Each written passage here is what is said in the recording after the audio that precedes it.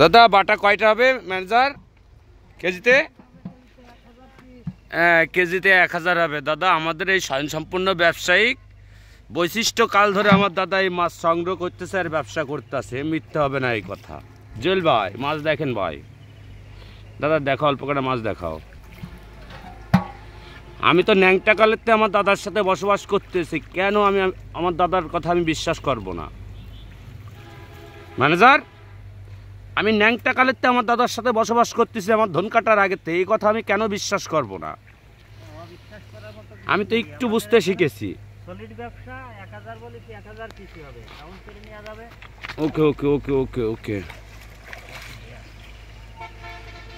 আমি বাইরে যাই আর ছোট সালাই করা মাছই খুঁজতেছে সব।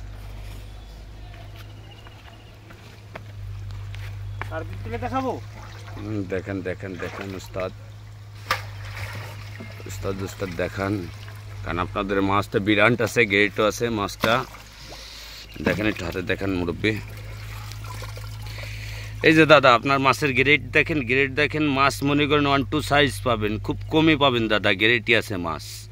আমাদের এই যে ধুনপুন কথা পাবেন না, আর ব্যবসায়িকও ধুনপুন পাবেন না দাদা। মাছ গ্যারান্টি আছে, প্রজেক্ট গ্যারান্টি সহকারে মাছ দেবো দাদা।